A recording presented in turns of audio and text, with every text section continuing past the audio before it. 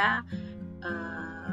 Kali ini kita akan membahas lagi mengenai asumsi klasik pada analisis gradasi linear berganda, di mana ini sudah mencapai part 3 ya. Jadi kita sekarang ke asumsi klasik yang terakhir, yaitu asumsi normalitas atau berdistribusi normal. Kita di sini gunakan uji Kolmogorov-Smirnov dengan bantuan software SPSS. Oke. Model regresi yang baik adalah yang residualnya berdistribusi normal. Jadi dia mengikuti sebaran atau distribusi normal. Jadi residual itu tidak ada yang terlalu jauh tinggi atau terlalu jauh rendah ya. Itu harapannya, sehingga hipotesis yang akan diuji pada uji normalitas yaitu pertama H0 residual berdistribusi normal dan H1 residual tidak berdistribusi normal. Kita gunakan alatnya adalah uji Kolmogorov-Smirnov atau KS. Nah, H0 ditolak jika nilai asymptotic signifikan two-tailed-nya kurang dari alfa yang kita gunakan. Nah, alfa ini sebenarnya terserah peneliti yang menggunakan berapa persen, tapi pada umumnya kita gunakan 5% kali. Pada sebelum-sebelumnya juga kita sudah menggunakan 5% ya, jadi kita konsisten menggunakan alfa 5%. Oke, mungkin saya langsung ke SPSS-nya ya, untuk memperlihatkan bagaimana cara mencarinya. Nah, kalau teman-teman belum melihat yang sebelumnya, melihat video-video sebelumnya mengenai residual, maka di sini saya akan memperlihatkan kembali bagaimana cara kita mencari residual ya. Ingat, yang diuji normalitas adalah residualnya, bukan datanya ya. Jadi kita cari residual terlebih dahulu dengan cara klik analyze, lalu kita klik regression dan linear. Ya, di sini saya menggunakan Y-nya adalah berupa PPN itu dalam miliar rupiah, dan X1-nya adalah jumlah WP atau wajib pajak, dan X2-nya adalah tingkat kepatuhan wajib pajak ya. Kemudian kita masukkan independennya Y yang bersangkutan, kemudian independennya X kita, lalu kita untuk mencari residual kita klik save, lalu kita centang di bagian residual sini, kita centang unstandardized. Ya, jadi kita mencari residual yang murninya ya dari model tersebut. Lalu kita klik continue, lalu kita oke. Nah, di sini di output kan akan keluar output regresi ya. Jadi output regresi seperti biasa. Nah, di sini kita di bagian datanya, data view-nya, kita sudah mendapatkan satu variabel baru yang disebut dengan residual. Karena kita tadi mau centang save residual ya, standardized residual. Jadi kita sudah mendapatkan variabel yang akan kita uji, yaitu residual. Oke, sekarang kita sudah dapatkan nilai residual, kita sudah siap melakukan uji normalitas terhadap residual tersebut. Maka kita klik analyze, lalu kita klik non-parametric test, lalu legacy dialogues, dan kita masuk ke one sample KS. Oke, KS itu Kolmogorov-Smirnov, yaitu yang akan kita lakukan.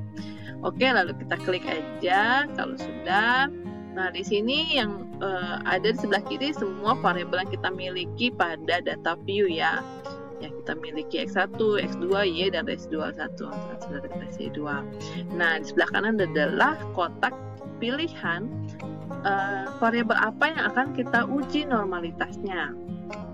Kita klik unstandardized residual, lalu kita masukkan ke dalam test variable list. Di sini test distribution-nya ada pilihan yang lain, normal, uniform, exponential, atau Poisson.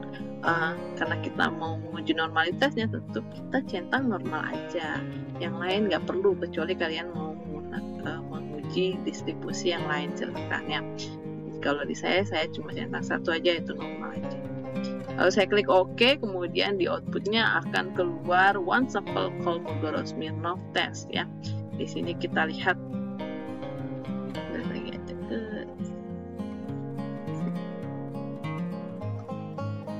Nah, kita lihat di sini nilai asymptotic signifikan two-tailed-nya. Ya, yang paling bawah itu adalah sebesar 0,200. Nah, karena signifikannya ini lebih besar dari alfa yang kita gunakan yaitu 0,05, maka keputusan kita adalah terima H0. Sehingga kesimpulannya adalah residual berdistribusi normal. maka asumsi normalitas terpenuhi. Oke. Selain itu, kita juga bisa mencari atau melihat normalitas dari residual ini dengan menggunakan probability plot ya. Ya, jadi kita bisa menggunakan normal probability plot untuk mendiagnosis apakah residual kita berdistribusi normal atau tidak. Sebenarnya yang lebih kuat sih sebenarnya uji tadi ya, uji Kolmogorov-Smirnov. Tapi plot ini bisa digunakan sebagai pendukung ya, pendukung bahwa memang dia berdistribusi normal ya. Kita klik analyze, lalu kita klik regression, lalu kita klik linear, lalu kita masukkan dependennya Y, kemudian independennya adalah X1 dan X2, lalu kita klik plots, di sini plots ya, kita klik plots, kemudian di sini diminta ini standardized residual plot itu untuk histogram dan normal probability plot kita centang, lalu kita continue dan kita oke. Kita lihat ke plotnya. Oke, masih oke, sudah.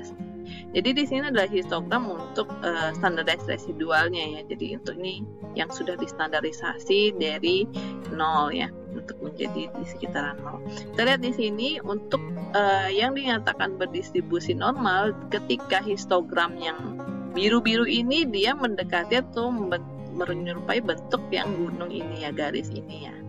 Jadi di sini sudah ada histogramnya dan di sini sudah ada fit dari normal distributionnya. Ini sebenarnya kalau plot pastinya bersifat subjektif ya.